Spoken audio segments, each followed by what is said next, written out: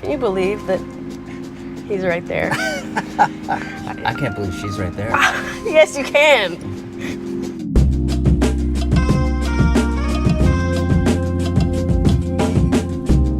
Whenever I hear that somebody is like, oh, she's your biggest fan, you know, I'm your biggest fan, I'm like, sure. You don't think that when that person says that they actually mean it, because there's so many people and that's great. But honestly, if I'm being real, having seen the people that are my fans and stuff, and seeing my brother as a fan of Green Day, it was like another level. He literally was you, like basically. Like a downgrade of you. A downgrade of you. I remember coming across it because he would just be playing it as loud as fuck every day, everywhere, all the time. I had older siblings. I got a lot of their music too. Mm-hmm. So anything from the Beatles to Fleetwood Mac to Black Flag and stuff like that. So I just absorbed everything. So that's kind of the same experience. It's exactly the same. I got all my music from my parents and my brother, and it was a range from like the Beatles and like Green Day and like My Chemical Romance and shit, and like, you know, Lana. Where does hip hop come in? That was like around when I was 11, 12, and I just felt like I'd been missing this world. I remember finding like Childish Gambino and Tyler, the Creator, and just feeling like, wow, this is what I've been needing to have. I think it's great because like with all of those influences that are coming from different people, it's almost like you're part of a generation where music becomes like genre fluid. Yeah. Where it's I can't stand that. Ugh. What's that? Genres. Just like that. Ugh. I bet it was hard to kind of be in a world where it was only genres. Like, that's what I think, because right now, it's true, it's like there's kind of no limit to what genre you can put yourself in, and, you know, you can make kind of anything now, I feel like. I follow Maria McKee, she's this great solo artist. She was in a band called Lone Justice. She posted something about Billy. It was like a festival. You were playing, and then all of a sudden you got everybody to jump at the same time. That's when I discovered you for the first time. And then I was like, holy shit, her fucking music is really good.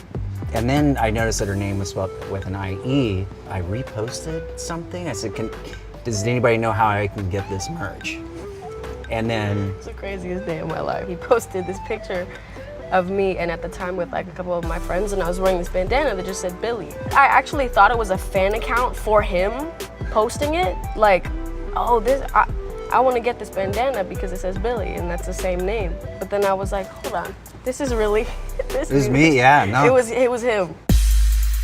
Me, when I was writing music when I was really young, it was always important to me to be able to feel like I'm writing songs that I can sing 20 years later. And that's what creates longevity for people, I think. I remember having this conversation with my mom about like Bury a Friend, and how we were like, no one's gonna give a fuck. Cause it's like, you know, the lyrics are, I wanna end me. That's the chorus. I'm always gravitate towards music that sounds like freedom, an earnest person that's expressing themselves. And that song, you're talking about death. And that's as real as it gets. Just like the lyrics were very real. And that's really important in music, is to be real, especially when you're surrounded in things that sound synthetic and not real. I've been actually surprised that people like my music. When Ocean Eyes came out, I remember a couple days, like a day after it came out, it got like 1,000 plays. Like on SoundCloud, it says like 1,000 plays. Right. And I thought that was like the craziest thing.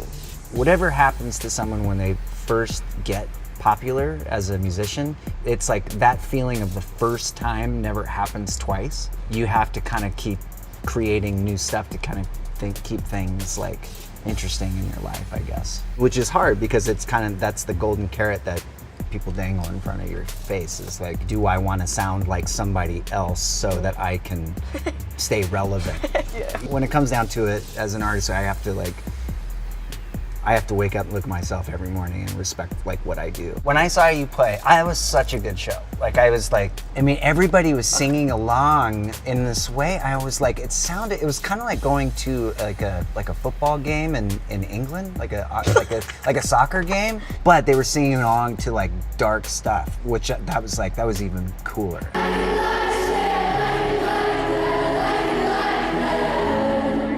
I had never been more conscious of myself during a show than knowing that Billy Joe Armstrong was in the crowd. Were you really? I'm sorry. No, it was like, it wasn't bad. I just didn't realize that I had never felt so like, oh my, like, I don't know. That was a great show. Thank you. That was good. Thank you for coming to it. Yeah. Do you have bad shows? Yeah, but I will say though that the bad shows are still It's all good. good. Having an off night on a show is basically like having an off day.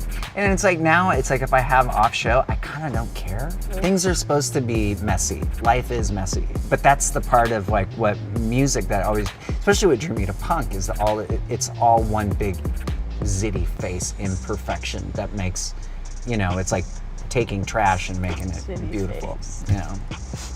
I don't know, there was a period where I was like, do I even enjoy music? Traveling and being alone all the time, never seeing anyone, and then even when you come back, like everyone's kind of moved on from you. They don't forget about you. Obviously, everyone sees you and, they see what you're doing out there, but they kind of forget what it's like to have you in their lives. It's like you go out on the road and your life is just all about like traveling and playing gigs and then all of a sudden you get back home and you see when things really change. Making music now is like, back then the way that your deals of making records is like structured in a way where it's like, here's an album, here's an album, here's an album. Now there's so many different ways. It doesn't really matter like if waiting for something like manufacturing or something like that. It's like you don't have to be stuck in someone else's way of doing things or other people's expectations. You can just kind of go with the flow with whatever you feel like doing. Right? Mm-hmm. Does that make sense? It makes sense. If you feel really strongly about a certain thing, you do that shit. The life that he has, no one ever has lived and will never live, ever. He's the only person that's ever gonna live that. Mm-hmm. And so no one can know except this dude. Mm-hmm. And the fact that like, he's still sane, he's still gorgeous, he's still him, having gone through all this shit, it's just like, I don't know. My life could have definitely gone in a different direction. And I'm just glad I'm able to do the things that I love to do, and people show up. It's okay to be pretty, but I love that. But it's okay to be ugly, That's one thing I really like what you said to your fans. I think it saves lives, I do.